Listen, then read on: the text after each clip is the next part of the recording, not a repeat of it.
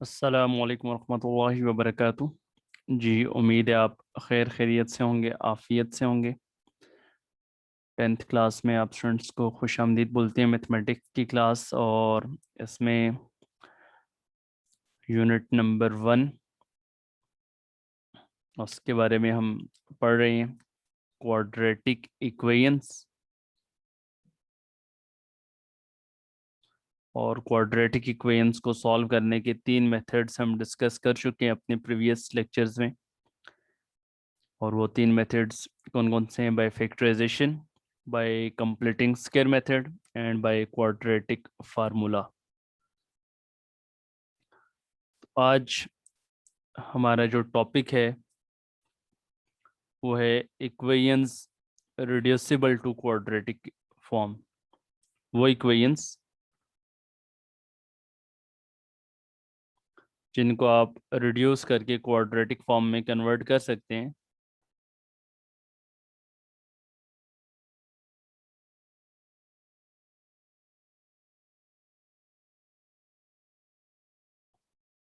Quadratic form में convert करने के बाद फिर आपके पास मेथड्स मौजूद हैं कि आप उनको किस मेथड से सॉल्व करेंगे।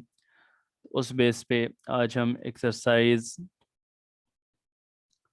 1.3 ये डिस्कस करने जा रहे हैं। और वो क्वेश्चंस हम सॉल्व करेंगे जो आपके स्मार्ट सिलेबस में शामिल हैं। Question number 2 is included. Question number 2 में आपके पास 2x⁴ is equal to 9x² - 4।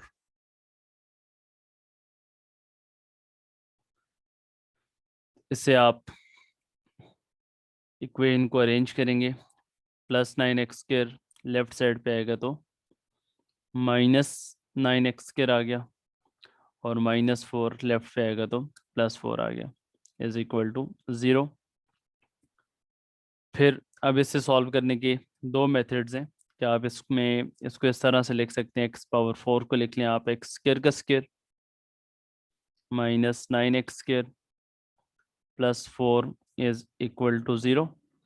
और फिर आप लेट कर लें x² is equal to any other variable, let's say y। तो ये इक्वेशन आपके पास कन्वर्ट हो जाएगी क्वाड्रेटिक में इन टर्म्स ऑफ y। तो जहाँ पे x² आ रहा है वहाँ पे y पुट करेंगे, जहाँ पे x² आ रहा है वहाँ पे y, और +4 इज इक्वल टू 0। अब इसकी आप मिड टर्म ब्रेक कर लें। फैक्टर्स क्या बन जाएंगे आपके पास? -8y -1y +4 is equal to 0। तो ये आ जाएगा 2y into y -4 -1 into y-4 is equal to 0. So this means y-4 into 2y - 1 is equal to 0. So y-4 is equal to 0 and 2y - 1 is equal to 0. y की value यहाँ पे बेटे आपके पास 4 आ गई, और यहाँ से y का आंसर 1/2 आ जाएगा। अब जो y आपने लेट किया था वो वापस आप पुट कर दें, क्योंकि आपके पास क्वेश्चन वेरिएबल y x में गिवन था, आंसर भी आपने वेरिएबल x के ही लिखने हैं।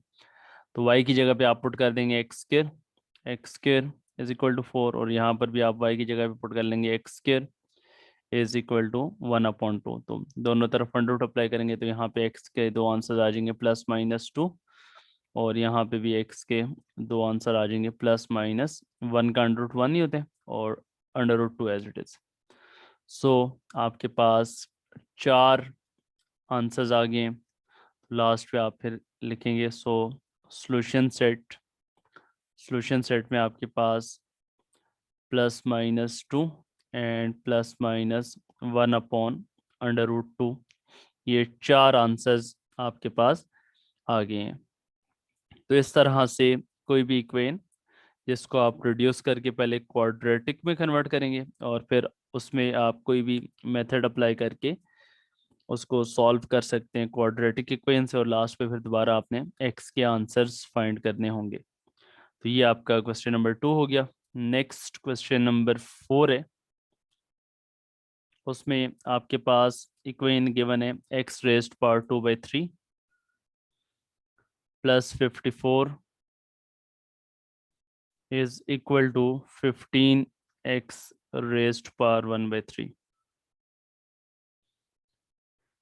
तो इसको आप सॉल्व करेंगे, टर्म्स को एक साइड पे अरेंज कर लें। X raised power 2/3 can be written as x raised power 1/3 का होल स्क्वायर, और 15x/3 लेफ्ट पे आएगा तो -15 बार एक्स पर 15x raised power 1/3 plus 54 is equal to 0। अब दोनों में आपके पास सेम यहाँ पे क्या आ रहा है, एक्स रेज्ड पावर 1/3, तो उसको अगर आप लेट कर लें x raised power 1/3 is equal to variable y, so x raised power 1/3 की जगह पे y आ जाएगा, उसका square -15 into x raised power 1/3 की जगह पे y plus 54 is equal to 0। इसके आप फैक्टर्स बना लीजिए, ऐसे दो नंबर्स जिनको ऐड करके -15 आ जाए और जिनको मल्टीप्लाई करके 54 आ जाए। तो इस पे इसके फैक्टर्स आप देख लें कि आपके पास इसके फैक्टर्स क्या बनेंगे। तो ये आ जाएगा 9 इंटू 6 -9y -6y, दोनों को ऐड करें तो -15 और दोनों को मल्टीप्लाई करें तो +54 वाई स्क्वायर आ जाएगा। फर्स्ट टू टर्म्स में से y कॉमन आएगा, y -9, नेक्स्ट टू टर्म्स में से -6 कॉमन आएगा, y -9। तो y के दो आंसर्स आपके पास यहाँ से आ जाएंगे, एक y का आंसर 6 आ जाएगा और दूसरा y का आंसर 14 आ जाएगा। सॉरी, एक y का आंसर 9 आ जाएगा और दूसरा y का आंसर 6 आ जाएगा। और फिर आपने बारी बारी y की जगह जो लेट किया था वो वापस आप पुट करेंगे। y की जगह पे आपने लेट क्या किया था, एक्स रेज्ड पावर 1/3, तो अब आपके पास y इज इक्वल टू 9 है और दूसरा answer y is equal to 6 है। तो y की जगह पे आप पुट कर देंगे x raised power 1/3, x raised power 1/3 is equal to 9, और यहाँ पर x raised power 1/3 is equal to 6। अब यहाँ पे वैल्यू सेपरेट करने के लिए, क्यूब रूट को ख़त्म करने के लिए आप दोनों तरफ क्यूब अप्लाई करेंगे। तो 9 का cube x raised power 1/3 whole cube, और इसी तरह से 9 का क्यूब, तो ये आपके पास आ जाएगा x इज इक्वल टू 729। और इसी तरह से यहाँ से भी x की वैल्यू सेपरेट करने के लिए आप क्यूब रूट अप्लाई करेंगे, क्यूब अप्लाई करेंगे तो 6 का क्यूब कितना आ जाएगा, 216 आ जाएगा। x कितना आ जाएगा आपके पास, 216, 6 मल्टीप्लाई बाय 6, ये 216 आ जाएगा। तो दो आंसर्स आपके पास आ गए। सो लास्ट पे आप लिखेंगे, सो सॉल्यूशन सेट में आपके पास दो आंसर्स आ गए, एक 216 आ गया और एक 729 आ गया। तो ये दो आंसर्स आपके पास सॉल्यूशन सेट में इंक्लूडेड होंगे। अब आपके पास नेक्स्ट जो क्वेश्चन है, क्वेश्चन नंबर 5 है, वो नोट कर लें। वो क्या आ जाएगा, क्वेश्चन नंबर 5 में आपके पास फॉर्म लिखी हुई है 3x रेज्ड पर -2 plus 5 is equal to 8x raised पर -1। तो ये आपके पास, इसको भी आपने पहले कन्वर्ट करना है क्वाड्रेटिक इक्वेशन में। तो एक साइड पे आप अरेंज कर लीजिए, 3x रेज्ड पर -2 और प्लस 8x रेज्ड पर -1 लेफ्ट पे आएगा तो -8x रेज्ड पर -1 आ जाएगा, और प्लस 5 इज इक्वल टू 0। तो ये बन जाएगा आपके पास x रेज्ड पर -2 को अगर आप लिख लें x रेज्ड पर -1 का स्क्वायर, तो लॉ ऑफ एक्सपोनेंट्स के थ्रू आपको पता है पावर्स आपस में मल्टीप्लाई होती हैं। तो ये आपके पास क्या बन जाएगा, अब आप यहाँ पर लेट कर लीजिए x रेज्ड पर -1 is equal to variable y। So equation convert हो जाएगी क्वाड्रेटिक में, x रेज्ड पर -1 की जगह पे y पुट करेंगे तो y का square -8y plus 5 is equal to 0। तो इसके आपने फैक्टर्स देखने के, ऐसे दो नंबर जिनको मल्टीप्लाई करने से 15 आए और जिनको ऐड करने से -8 आए, तो फैक्टर्स इसके आ जाएंगे -3y -5y। तो फर्स्ट टू टर्म्स में से आप कॉमन लेंगे 3y, y -1 आ जाएगा, -5 कॉमन आएगा तो y -1 इज इक्वल टू 0। तो y -1 into 3y -5 is equal to 0। तो y के दो आंसर्स आ जाएंगे, एक y -1 इज इक्वल टू 0 और दूसरा 3y -5 इज इक्वल टू 0। तो y का एक आंसर 1 आ गया और y का दूसरा आंसर 5/3। अब जो आपने लेट किया था वो वापस पुट करें, y की जगह पे x रेस्ट पर -1 इज इक्वल टू 1 और यहाँ पर भी x रेस्ट पर -1 इज इक्वल टू 5/3। तो x रेस्ट पर -1 की जगह पे 1/x इज इक्वल टू 1, तो क्रॉस मल्टीप्लाई करेंगे x इज इक्वल टू 1। और इसी तरह से यहाँ पे दूसरी वैल्यू x रेस्ट पर -1 क्या आ जाएगा, 1/x इज इक्वल टू 5/3 और x क्या आ जाएगा, 3/5 आ जाएगा। तो ये आपके पास बेटे x के दो आंसर्स आ गए हैं। सो सॉल्यूशन सेट आपके पास क्या आ जाएगा जी, सॉल्यूशन सेट आपके पास आ जाएगा 1 एंड 3/5। तो ये आपके पास इसके दो आंसर्स आ गए हैं, एक x की वैल्यू 1 आ गई है और दूसरी x की वैल्यू 3/5 आ गई है। तो इस तरह से आपने पहले उसको रिड्यूस किया क्वाड्रेटिक में और क्वाड्रेटिक में रिड्यूस करने के बाद फिर आपने उसको क्वाड्रेटिक इक्वेशन को किसी भी मेथड से सॉल्व करना है। और अभी जो हमने सारे के सारे क्वेश्चन सॉल्व किए हैं तीनों, उनको हमने बाय फैक्टराइजेशन मेथड से सॉल्व किया। तो क्वेश्चन नंबर 5 के बाद क्वेश्चन नंबर 7। क्वेश्चन नंबर 7 में आपके पास देखें फॉर्म क्या आ रही है जी। क्वेश्चन नंबर 7 ये आपके पास है x/(x-3) plus 4 into x-3/x is equal to 4।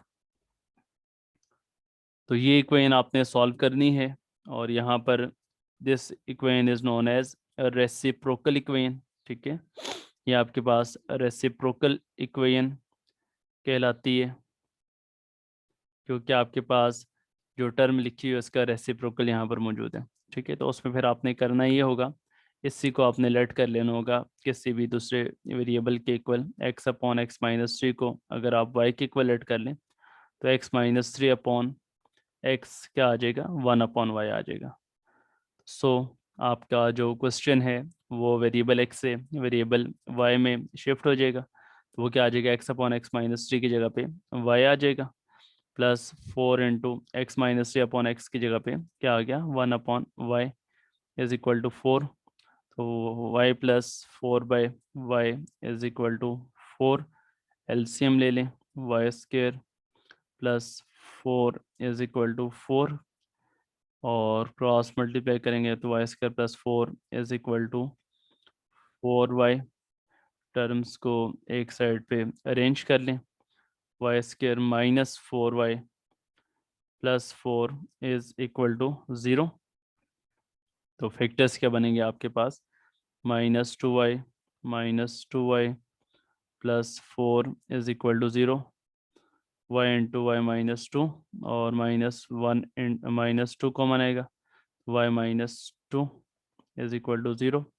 तो y-2 इंटू y-2, तो दोनों सेम आंसर आएंगे। तो इसको बेशक आप y-2 होल स्क्वायर लिख लें और 0 का अंडर रूट तो आपको पता है 0 ही होगा, तो y-2 इज इक्वल टू 0। तो y का एक ही आंसर आ गया 2। अब y की जगह जो आपने लेट किया था वो वापस पुट कर लीजिए और लेट क्या किया था आपने, x/(x-3), तो x/(x-3) is equal to 2। Cross multiply कर लें, x is equal to 2x-6 और 2x-x is equal to 6। So x का आंसर आपके पास क्या आ गया, 6 आ गया। सो सॉल्यूशन सेट जो आप लिखेंगे वो आपके पास एक ही आंसर आ गया है और वो क्या है, 6 आ गया। सो सॉल्यूशन सेट में आपके पास x की वैल्यू 6 आ गई।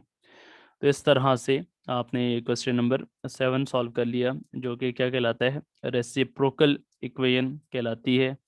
कि पहले आपने कन्वर्ट करना है, पहले आपने उसको कन्वर्ट कर दिया क्वाड्रेटिक में, और उसके बाद फिर आपने सॉल्व कर लिया। तो सेम इसी तरह से आपने क्वेश्चन नंबर 9 भी सॉल्व करने, वो भी रेसिप्रोकल इक्वेशन है, उसको भी आपने पहले कन्वर्ट कर लेने क्वाड्रेटिक फॉर्म में, और क्वाड्रेटिक फॉर्म में कन्वर्ट करने के बाद फिर आपने उसे सॉल्व करने by any of the method to solve quadratic equations. उसके बाद नेक्स्ट क्वेश्चन नंबर 10 है। 10 में आपके पास फॉर्म क्या आ रही है? 10 में आपके पास फॉर्म है x⁴ -2x³ -2x² +2x+1 is equal to 0। अब ये जो आपके पास यहाँ पे फॉर्म है कि पहले आपके पास x⁴ वाली टर्म है, और फिर आपके पास जो है वो x² वाली टर्म है। तो इससे क्या कहा जाता है? This is known as reciprocal equation. ठीक है, इसको क्योंकि आप कन्वर्ट करेंगे ना रेसिप्रोकल इक्वेशन में, इसको आप रेसिप्रोकल इक्वेशन में कन्वर्ट करेंगे किस तरह से? अगर आप हर टर्म को डिवाइड कर दें, हर टर्म को अगर आप डिवाइड कर दें किससे? x² से, तो हर टर्म को आप डिवाइड कर लेंगे x² से, तो ये आपके पास देखें कुछ इसकी अरेंजमेंट इस तरह से बनेगी कि हर टर्म के साथ उसका रेसिप्रोकल मौजूद होगा, जिसकी वजह से इसको फिर आप रेसिप्रोकल इक्वेशन बोलते हैं। तो ये देखें आपके पास ये आ जाएगा x⁴/x² आ जाएगा। इस x² के साथ ये 1/x² को आप इकट्ठा लिख देंगे। इसी तरह से ये कटिंग होगी तो -2x आ जाएगा, इसके साथ आप 2/x को लिख देंगे, और लास्ट पे x² और x² कैंसिल होगा तो -2 इज इक्वल टू 0, 0/anything आपके पास 0 आ जाएगा। अच्छा, तो अब ये आपके पास फॉर्म बन चुकी है, हर टर्म के साथ उसका रेसिप्रोकल मौजूद है, जिसकी वजह से इसको क्या कहा जाता है? रेसिप्रोकल इक्वेशन कहा जाता है। और वो जो आपके पास प्रीवियस टाइप थी, ठीक है, जिसमें आपके पास उस टर्म का यहाँ पर आपके पास रेसिप्रोकल मौजूद है, तो उसको आप इन शॉर्ट जो कहा जाता है स्पेसिफिकली उसके इक्वेशन को रेसिप्रोकल की जगह पे आप जस्ट ये कह सकते हैं कि इक्वेशन ऑफ द फॉर्म, उसको आप कह सकते हैं इक्वेशन ऑफ द फॉर्म। आपके पास वो इक्वेशन जिसमें आप कह सकते हैं कि a/p(x) प्लस b/p(x), इस तरह की फॉर्म आपके पास होगी कि जैसे आपके पास यहाँ पर ये टर्म मौजूद है और साथ में उसका आपके पास ये रेसिप्रोकल मौजूद है, वो डिनोमिनेटर फॉर्म में आ गई है। ठीक है, तो उसको जनरल आप सिंपल कहते हैं कि इक्वेशन ऑफ द फॉर्म आपके पास इस तरह की ये इक्वेशन है a/p(x) प्लस b/p(x), और स्पेसिफिकली जो रेसिप्रोकल इक्वेशन है वो इस तरह की इक्वेशन को रेसिप्रोकल इक्वेशन कहा जाता है। या फिर इसकी जो दूसरी फॉर्म है, दूसरी फॉर्म जो आपके पास है, वो आपके पास क्या बनती है? a/x² plus 1/x² plus b/x plus 1/x plus c is equal to 0। तो इस तरह से हो या इस तरह से हो, दोनों आपके पास ये रेसिप्रोकल इक्वेशंस कहलाती हैं। जैसे अभी आपने इसको अरेंज भी कर लिया, देखें x² प्लस 1/x², इसको आपने लिख लिया, और -2 × x-1/x ये लिख लिया, और -2 इज इक्वल टू 0। अब जो आपके पास लीस्ट पावर होगी उसको आप लेट कर लेंगे किसी दूसरे वेरिएबल के इक्वल। तो इसको अगर हम लेट कर लें x-1/x को अगर आप लेट कर लें y के इक्वल, और दोनों साइडों का स्क्वायर कर लें, तो जब दोनों साइडों का आप स्क्वायर कर लेंगे तो यहाँ पे आपके पास ये आ जाएगा x² plus 1/x² -2 into x 1/x is equal to y²। तो ये आ जाएगा x² plus 1/x² -2 is equal to y²। तो ये आपके पास कन्वर्ट हो जाएगा, x² प्लस 1/x² की वैल्यू क्या आ जाएगी? y² plus 2। तो इसको अगर आप इक्वेशन नंबर 1 का नाम दें तो क्या लिखेंगे? So equation 1 becomes equation 1 becomes x square plus 1 upon x square की जगह पे आप पुट कर लेंगे y square plus 2 minus 2 into x minus 1 upon x की जगह पे वाई और माइनस 2 इज इक्वल टू 0। तो इसके फैक्टर्स क्या बनेंगे, y square minus 2 y plus 2 और माइनस 2 कैंसिल हो जाएगा, इज इक्वल टू 0, ये दोनों आपस में कैंसिल हो गए।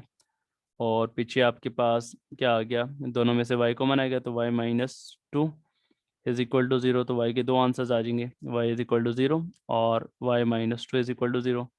तो y का एक आंसर 0 आ गया और y का दूसरा आंसर प्लस 2 आ गया।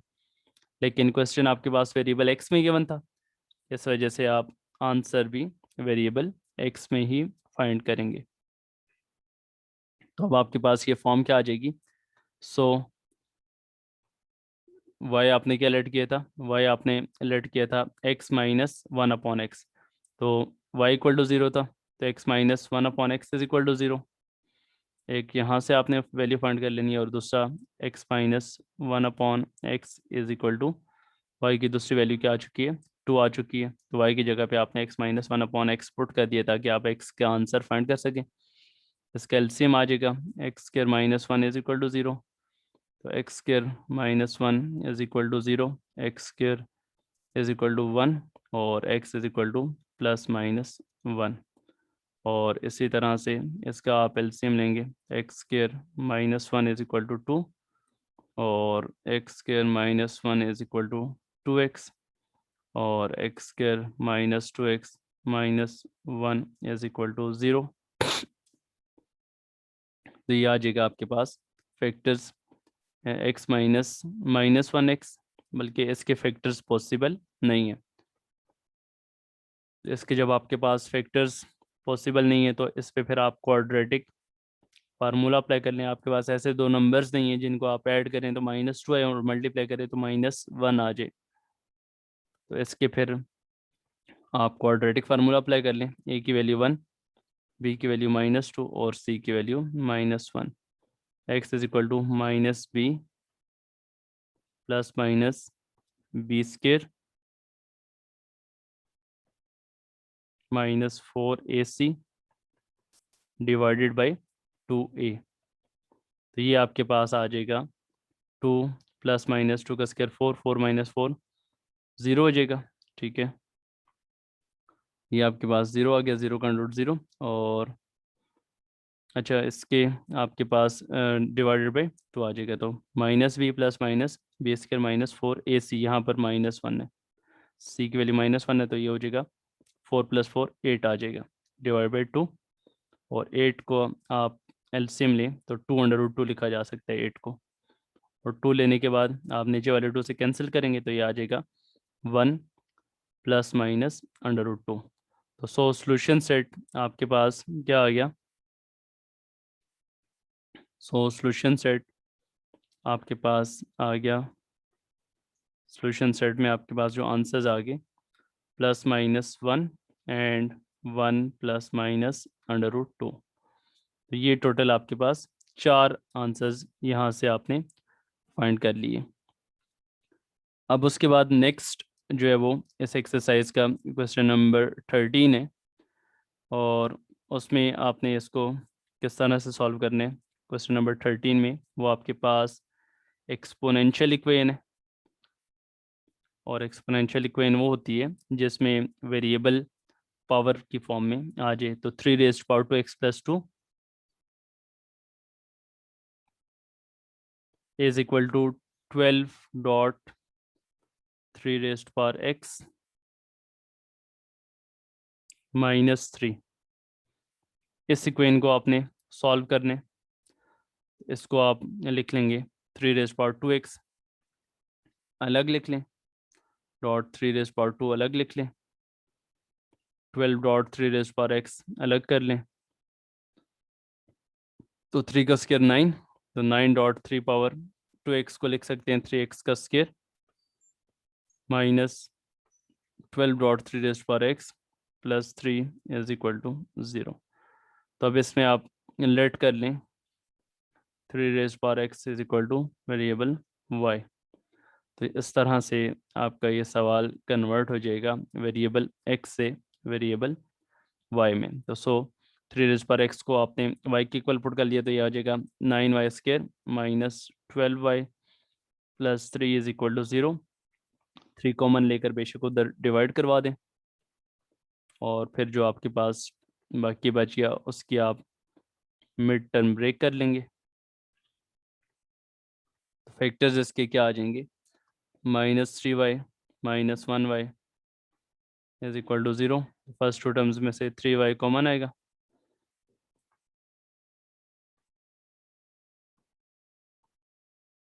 ये आपके पास फॉर्म बन गई है y-1 into 3y-1 is equal to 0। या फर्स्ट टर्म 0 होगी या सेकंड टर्म 0 होगी। सो y की जगह जो आपने लेट किया था वो दोबारा पुट कर लीजिए।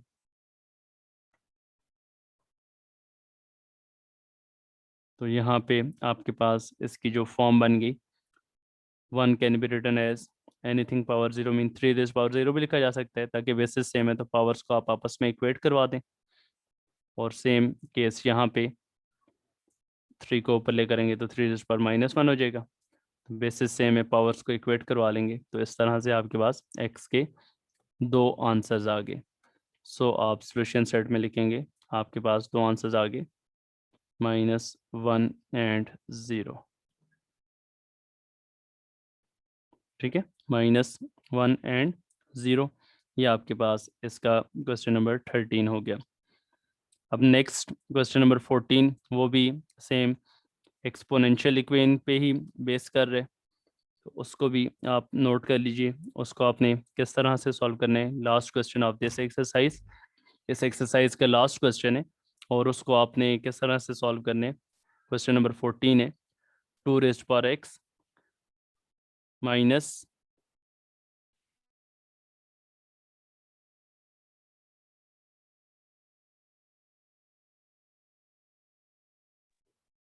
2 raised power x plus 64.2 raised power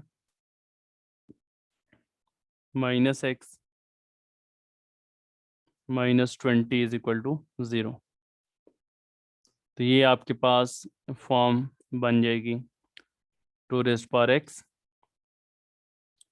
और 2 रेज़्ड पावर -x को भी अगर आप फ्रैक्शन फॉर्म में कन्वर्ट कर लें तो इस तरह से लिखा जा सकता है। और अब आप 2 रेज़्ड पावर x को अगर लेट कर लें, let 2 raised power x is equal to any other variable, let's say y, so 2 raised power x की जगह पे y plus 64 upon y minus 20 is equal to 0। और ये आपके पास आ जाएगा, एलसीएम लेंगे तो y² प्लस 64 माइनस 20, एलसीएम ले लिया 20y इज इक्वल टू 0। तो ये क्या बन जाएगा आपके पास, ये नीचे वाला y उधर जाकर मल्टीप्लाई होगा तो 0 हो जाएगा, y² minus 20y plus 64 is equal to 0। तो इसके आप फैक्टर्स बना लीजिए। फैक्टर्स क्या बन जाएंगे, -16y minus 4y plus 64 is equal to 0। First two terms में से y कॉमन आएगा तो y-16, नेक्स्ट टू टर्म्स में से -4 कॉमन आएगा, y-16 इज इक्वल टू 0। तो y-16 into y-4 is equal to 0। तो the product of two terms is 0। इसका मतलब क्या है कि या फर्स्ट टर्म 0 होगी या सेकंड टर्म 0 आ जाएगी। तो अब जो y आपने लेट किया था वो वापस आप पुट कर दीजिए। y की जगह पे आप पुट कर देंगे 2 रेज़्ड पावर x, और 16 को क्या लिख लेंगे 2 रेज़्ड पावर 4। y की जगह पे आप पुट कर देंगे 2 रेज़्ड पावर x, और 4 की जगह पे आप क्या लिख लेंगे 2 का स्क्वायर। तो बेसिस सेम है, पावर्स को इक्वेट करवाएंगे तो यहाँ से x का आंसर 4 आ जाएगा, और यहाँ पे भी बेसिस सेम है, पावर्स को इक्वेट करवाएंगे तो x का आंसर क्या आ जाएगा 2। सो फाइनली आपके पास इसका जो सॉल्यूशन सेट है उसमें 2 वैल्यूज़ आ गई 2 एंड 4। तो ये आपके पास इसका आंसर आ गया। तो ये स्टूडेंट्स एक्सरसाइज 1.3 थी, और उसके हमने वो क्वेश्चन सॉल्व किए जो आपके स्मार्ट सिलेबस में शामिल थे। इंशाल्लाह नेक्स्ट क्लास में हम एक्सरसाइज 1.4 जो रेडिकल इक्वेशंस पे बेस कर रही है, और उसको इंशाल्लाह हम सॉल्व करेंगे। आज की क्लास हम यहाँ पे एंड कर रहे हैं। इंशाल्लाह नेक्स्ट क्लास में आप स्टूडेंट्स से मुलाकात होगी। नेक्स्ट क्लास तक के लिए अल्लाह हाफिज़।